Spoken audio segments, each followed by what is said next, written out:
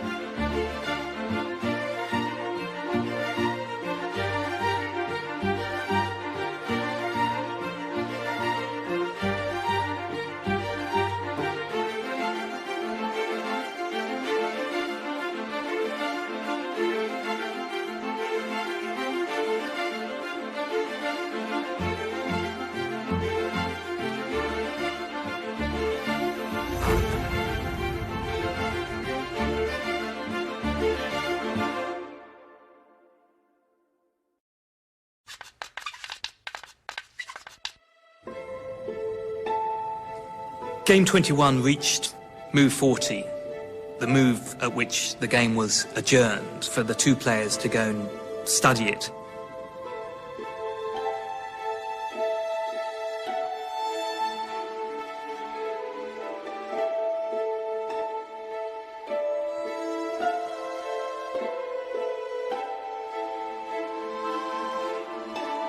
This is NBC Nightly News, Friday, September 1st. Good evening. We'll have more on the developments in the Watergate bugging case.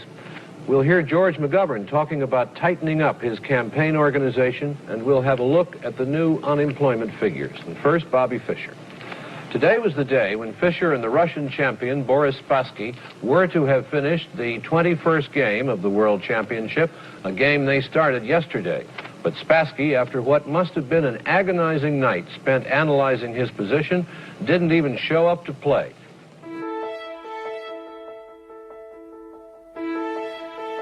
I was going to photograph Spassky in the morning. He came straight over to me, shook my hand and said, "There is another world champion. His name is Robert James Fischer." I went back to the loft leader, to Bobby's room, and I told him Spassky just retired. And I want to be the first to congratulate you. Congratulations. How you feel, babe? Tell us how you feel about it. You said you were going to do it. Listen, will you talk to us, Bobby? Bobby, roll the window down. Bobby wanted to get away because they were banging on the door and all that. Just to beat it out into the hills. Someone brings up the New York Post, and it says, Bobby is the champ.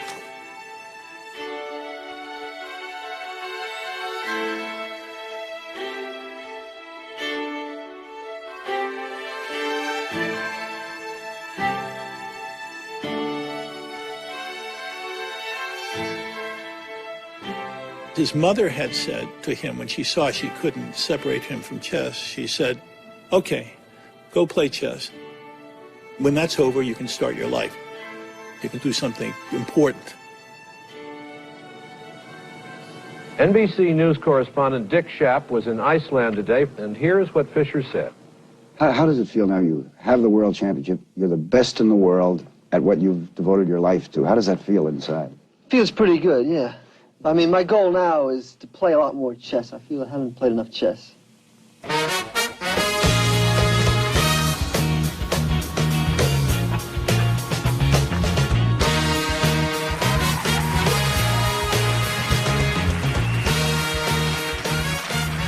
How did it feel inside? All this between the mayor, or did you ever thought of anything like that? No, I never, thought this was going to happen with chess. I just hope this keeps on.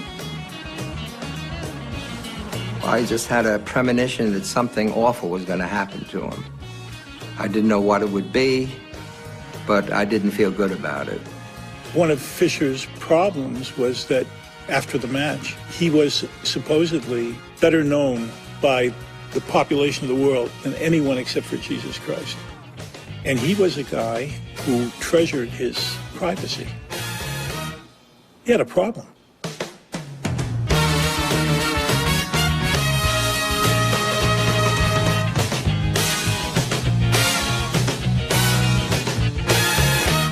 The entire world knows the name Bobby Fischer by now. Was it a letdown after it was all over, Bobby? I mean, it was, well, there must have been a tremendous... It was. I woke up the day after the thing was over, and I just felt different, like something had been taken out of me.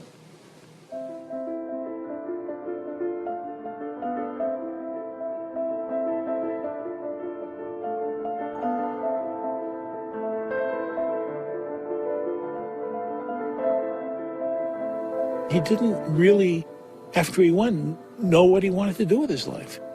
He reached an end point when he was 29. He was 29 years old, and he hadn't had a childhood.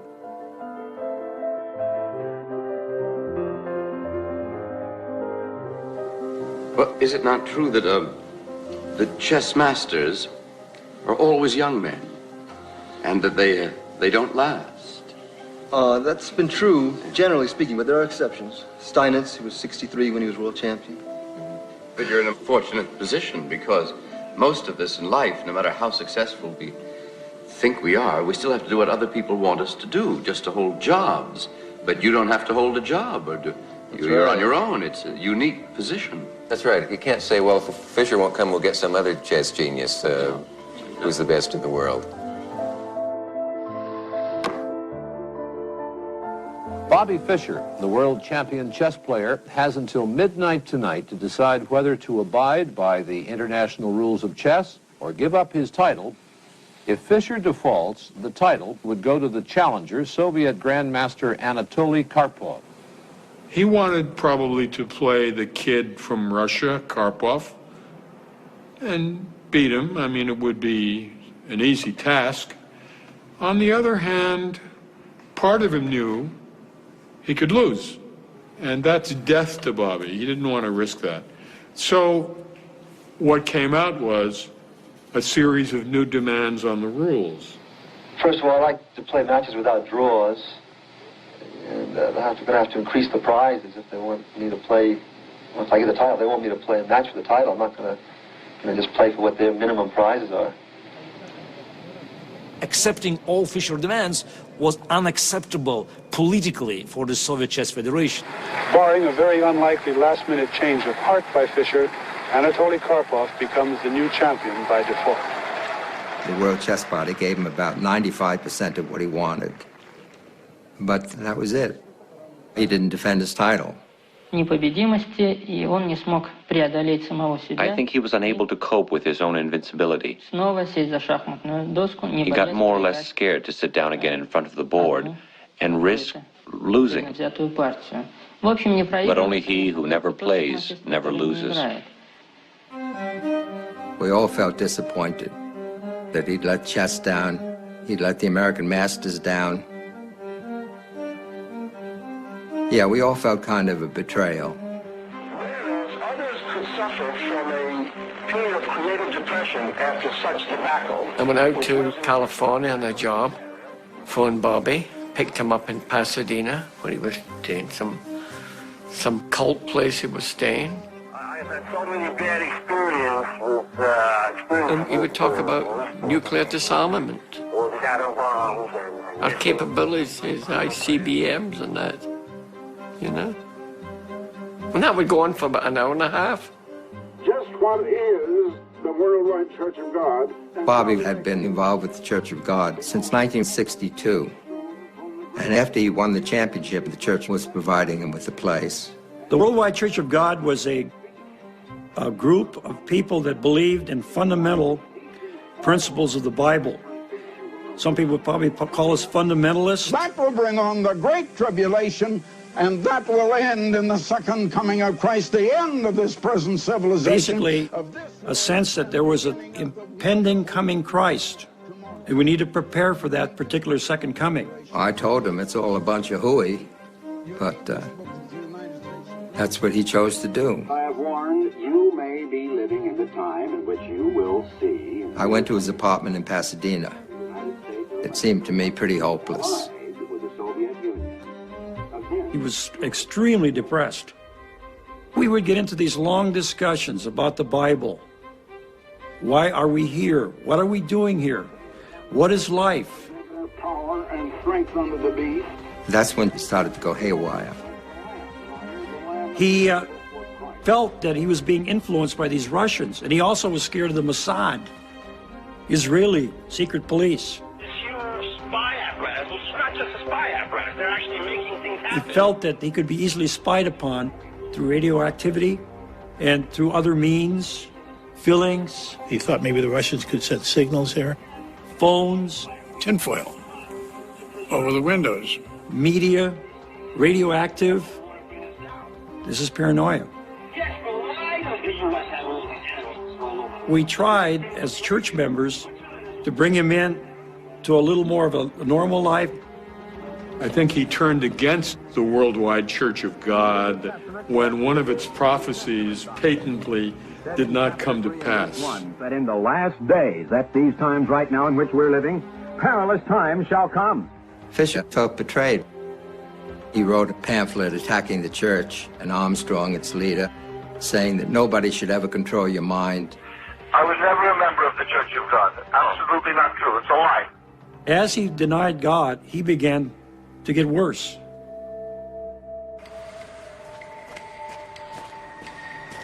He started to go astray. He started reading the protocols of the Elders of Zion, which he mentioned to me, and I said that book is a forgery and it's a hoax and it's a bit of anti-Semitic propaganda that even Hitler used.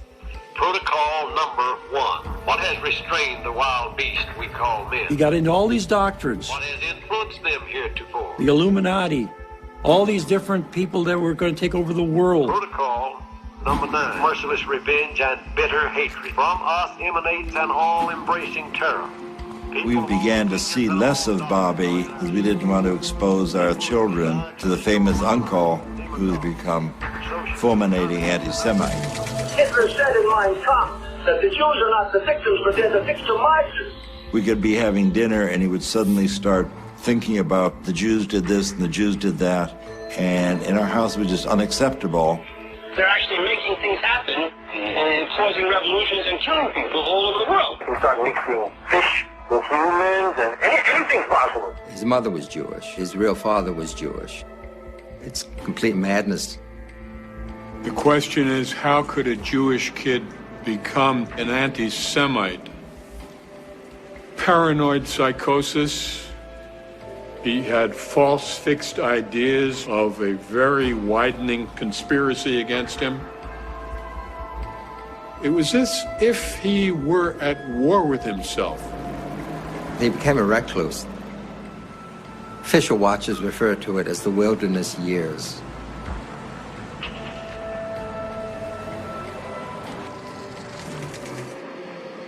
Where's Bobby these days? Oh, Bobby's at home. We're in New York. Well, I don't think that I want to get onto the subject of Bobby. You know how Bobby feels about it. Last conversation we had enraged him. If you don't play chess, there will soon come a time when no one will ask you to play chess. He thought that was unacceptable. And that was the end of our relationship.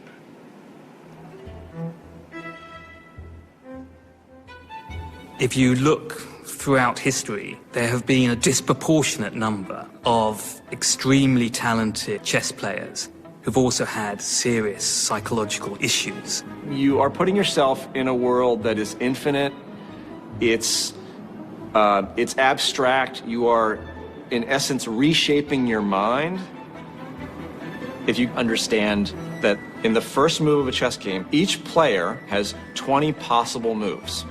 If you multiply 20 by 20, that means there are 400 different possible chess positions after the first move. The tree becomes with a lot of branches, you know, that you start with one move and on that one move there are several options. Then all of a sudden it becomes a jungle. The number of all positions that theoretically can occur in the game of chess is something like 10 with 45 zeros. It's like the number of atoms in the solar system. You're trying to anticipate what your opponent might do, and you don't know what he might do, so you're thinking of all the different possibilities. A good chess player is paranoid on the board, but then if you take that paranoia to real life, it doesn't play so well. You end up seeing your real world according to the confines of chess. There were some that came to a sad end. I mean, we like to think that chess didn't cause that, but maybe it didn't. An individual with an unbalanced tendency, by becoming a chess monomaniac, will throw himself over the brink. Yeah, we have some examples where people of exceptional abilities were infected by this mental illness. Victor Korchnoi claimed to have played a match with a dead man. He even provided the moves. Rubinstein. Rubinstein jumped out the window because the fly was after him. Wilhelm Steinitz. Steinitz was in an institution. Steinitz in late life thought he was playing chess by wireless with God Almighty, and had the better of God Almighty. Carlos Torre took all his clothes off on a bus. And the probably greatest name, the greatest impact on the game of chess in the 19th century belonged to an American player, Paul Morphy. Unfortunately, there's some resemblance with Fischer. Paul Morphy was an American player who stunned the world with his chess play. And then at age 26, he wandered the streets aimlessly, he muttered to himself, he became a paranoid schizophrenic. His tour in Europe in 1858, 1859 was one of the most unforgettable events in the history of chess. And then Morphy stopped playing chess. There are many similarities between Morphy and Fischer. People are always going to equate their names together. They both gave up the game at the height of their powers. And disappeared into a world of neurosis, of psychosis.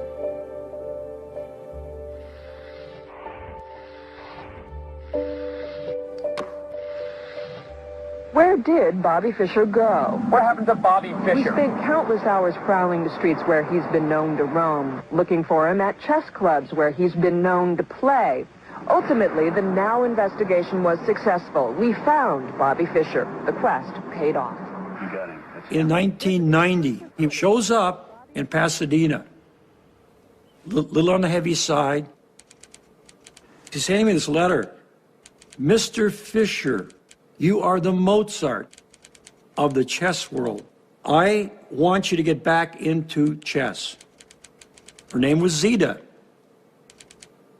I wonder what she looks like, Harry. All of a sudden, he's romantically entwined.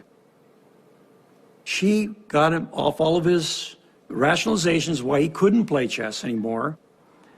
And she set up the tournament.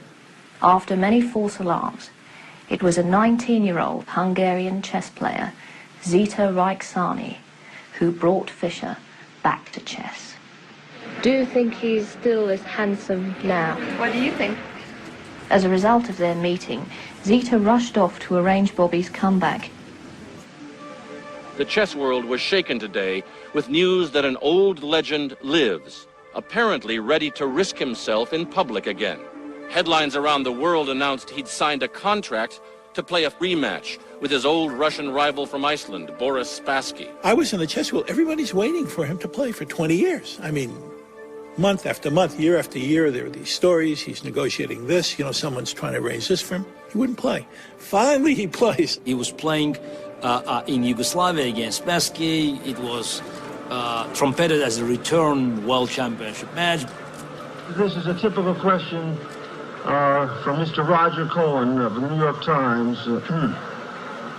If you beat Spassky, would you go on to challenge Kasparov for the world championship? Can he read what it says behind here?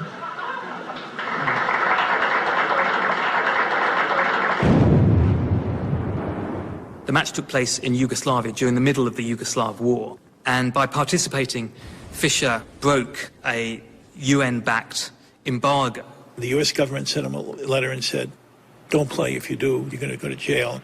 This is my reply to their order not to defend my title here. That's my answer. The match of 92, in my view, had no chess relevance. They played a very decent chess, but it was chess of 1972. It's like watching two old boxers come back into the ring for one last payday. A slightly sad affair where both players are clearly past their best. Both Fischer and Spassky are shadows of their former selves. He won and won several $1 million, but was declared a criminal for having taken part in the match. Today, a federal grand jury here in Washington charged Robert James Bobby Fischer with a criminal violation of the United States imposed sanctions on the Federal Republic of Yugoslavia. Fischer faces up to 10 years in prison, and the millions of dollars of proceeds of the chess match are forfeitable to the United States. Bobby Fischer, like anyone else, should be held accountable for his actions. The cost was very high. I mean, he lost his country, he couldn't come back, he was indicted. A lot of people questioned the validity of this indictment, but it was a law, so Fischer broke the law.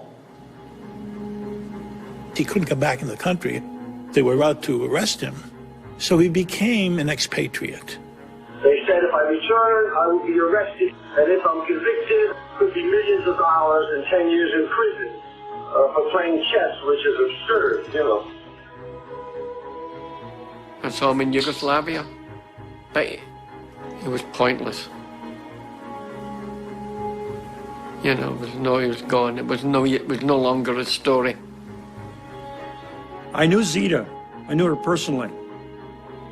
And she was a nice girl, but who knows what he did there.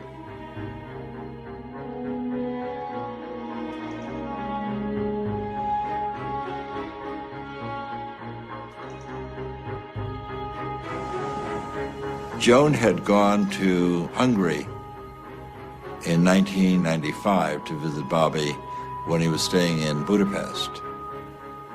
That's the last of our family who'd seen him. Regina died in 96, and My wife Joan died in 1998 from a cerebral hemorrhage, no forewarning at all. Died within a half a day. It was a tragedy. His mother dies, his sister dies. Bobby was stripped of any family support that he could hope for. And when he was a man without a country, he got worse and worse. 我们来看这条震惊世界的消息。北京时间今天晚上8点30分左右， This is all wonderful news. It's time for the fucking U.S. to get their heads kicked in. It's time to finish off the U.S. once and for all. This just shows you that what goes around comes around, even for the United States. He felt that he was above politics and could say whatever he wanted to say, and George Bush says, "No, you're not. I can grab you wherever you are." United States citizen Robert Bobby Fischer has been detained by Japanese authorities on alleged immigration law violations. I got a collect phone call from Japan. From who I said, or she said, Bobby Fischer. 22 years, I haven't heard from him, not anything. But he must have kept me in the drawer or something, so I was not completely forgotten when he needed me. And I went to Japan to get this man out of jail.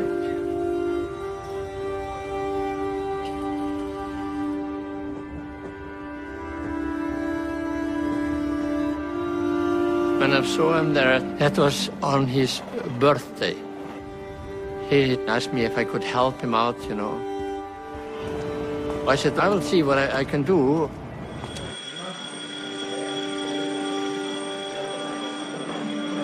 Yfirmaðurinn hann segir það að Bobby Fischer hann yrði leystur af haldi til land sem reiðubúið þess að veita honum ríkisfang. Iceland has stood up and offered him residency.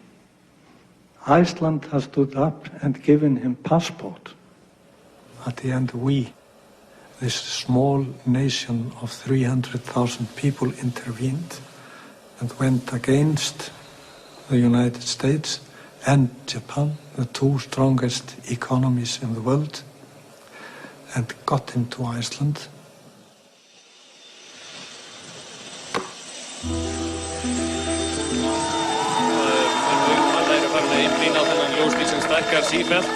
Þarna örþreyttur Bobby Fischer borð ásamt unnustu sinni og föruneyti eins og Páll Magnússon sagði.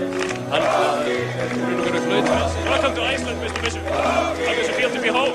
Great. You're getting quite a hero's welcome. Did you expect this? No, I didn't. We've got a car waiting. This is your first time in Iceland in quite a few years.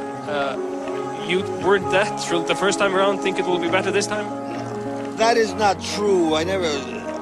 You mean I didn't want to play here originally? Yeah. I'll explain all that. That was all a CIA setup. I'll explain that someday. We look forward to that. Bobby Fischer, welcome to Iceland and thanks for talking to us. Have a good night. Bobby Fischer er fyrir Íslandi. Ég var ekki að móta þessu.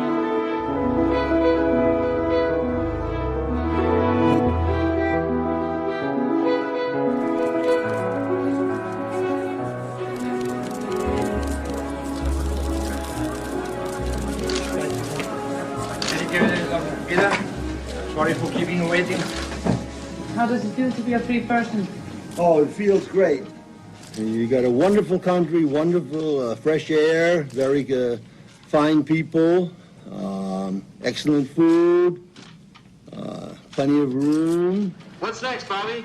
I still want to do a book showing how the 1984-85 Karpov-Kasparov match was prearranged, move by move. They're all saying, oh, Fischer didn't write the book he said he was going to write. Yeah, but they don't say that they stole all my file on it. They don't say they stole several big moving boxes full of books that took me years to accumulate. What is your name? Jeremy. Jeremy what? Schaap. Your father was Dick Schaap, you were telling me last night? Yes, exactly. Yeah, I knew him, yeah. He rapped me very hard. He said, I don't have a sane bone in my body. I didn't forget that. His father, many, many years ago, befriended me. took me out to see, I don't remember what. Knicks games. Knicks games, and you were 12. Acted kind of like a father figure. And then later, like a typical Jewish snake, he had the most vicious things to say about me. I have to object, Bob. Okay. Did you read the article where he said I don't have a sane bone in my body? Honestly, I'm not sure if I read it, but I know that he said it. Yeah. And honestly, I don't know that you've done much here today, really, to disprove anything he said.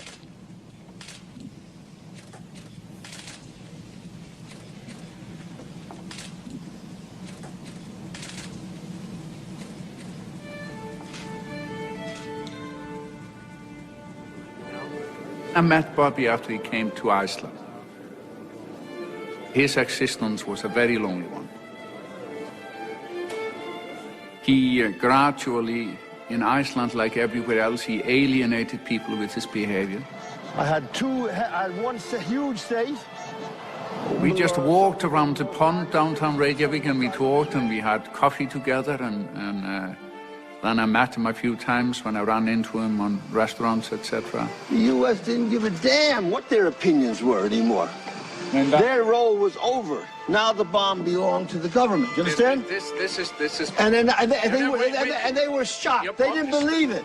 Listen to me. If we are going to have a fucking conversation, polite, then this cannot be a monologue. He could not tear himself from the topic of the evil nature of the Jews and the evil nature of the United States or the evil nature of nuclear power. He talked about this relentlessly, and you really couldn't pull him out of that discussion. It was not just that he was talking about it. It was also the obsessive, compulsive nature of the discussion. The relentless nature of it. You don't see how fucked up the world is. That's a form of insanity. The last time I ran into him, I turned him away from my table because I had gotten enough of him. Most of us think within relatively narrow boundaries. But occasional individuals manage to get outside of the box. Those are the people who make new discoveries. Those are the creative people. But occasionally, it is difficult to get back into the box. And the king moves, takes the queen. His genius, stick a knight here, and his illness are joined at the hip. And now I took the rook. I don't think that Bobby could have been as creative, as extraordinary, without being extraordinary in other aspects. And that aspect we call a disease. So the whole game's collapsing here. It's where we resigned. I don't consider myself to be a genius at chess. I consider myself more to be a genius who just happens to play chess. You understand? So I could be doing I could have done and I can do any number of other things, you know? I always wanted to write some songs. I was telling Evans, Larry Evans, this was back in the 60s, I remember. I said, I listened to all these songs, and I wish I could write that, but I try to write something, I try to think of something, and I just, nothing comes out. And he says, yeah, because you haven't lived. And I started thinking about it, he's right. My text library, or my other regular library, all my personal correspondence, all my chess sets, all kind of stuff, everything is stolen, everything, all my chess library. He died from his psychiatric illness. He did not want to accept treatment for benign prostatic hypertrophy. He refused dialysis, I understand. Probably could have prolonged his life if he'd taken it. I was able to get him a photograph of Regina and Joan to have with him, which is what he had with him in the hospital when he died. Reportedly, Fischer's last words were, "Nothing is so healing as the human touch."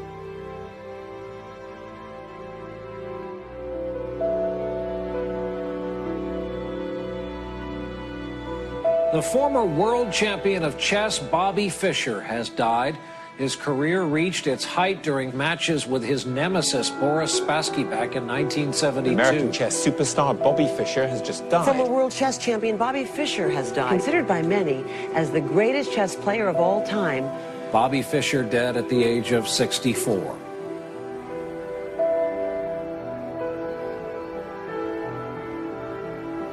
just his games. That's his monument. His games. If you love an art, let's say you love painting, imagine if Picasso had died after only 5 years of work, and all the rest of his works had never appeared. This was a tragedy for the whole chess world. He did it all by himself. He penetrated the secrets of chess in this shabby Brooklyn apartment. He was the best player who ever lived. Bobby Fischer, sound roll 3. Right. Speed. And Bobby, you've been playing this game since you were 6 years old and playing it very seriously shortly after the age of 6. Did all this concentration to the exclusion of other activities, did this bother you? Do you think this deprived you of anything growing up? Maybe, yeah, to some extent, yeah. Like what? Well, it would have been better, a little more balanced, yeah. And maybe, a little more rounded, but what can you do?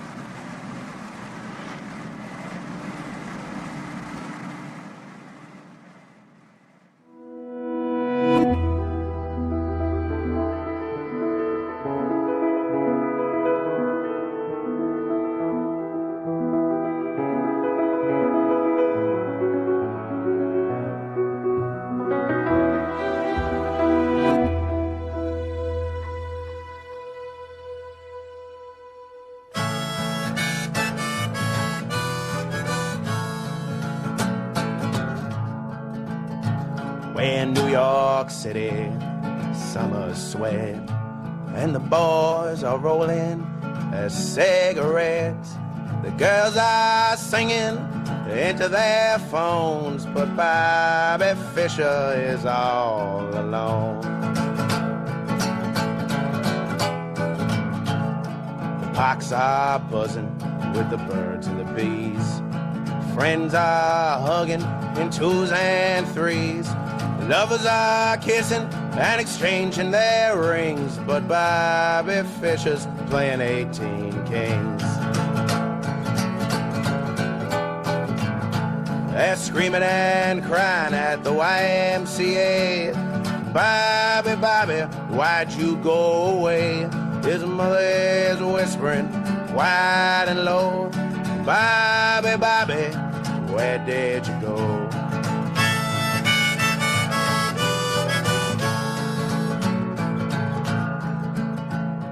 Newspapers roll all over the town, from the glistening sky tops to the filth on the ground. Just bang and explode all over Times Square. Bobby is gone and no one knows where. Is he in London? Is he in Spain? Has he cut off his hair? Has he changed his last name? Is he under that rock? Is he behind that tree? Oh, Bobby, Bobby, where can you be?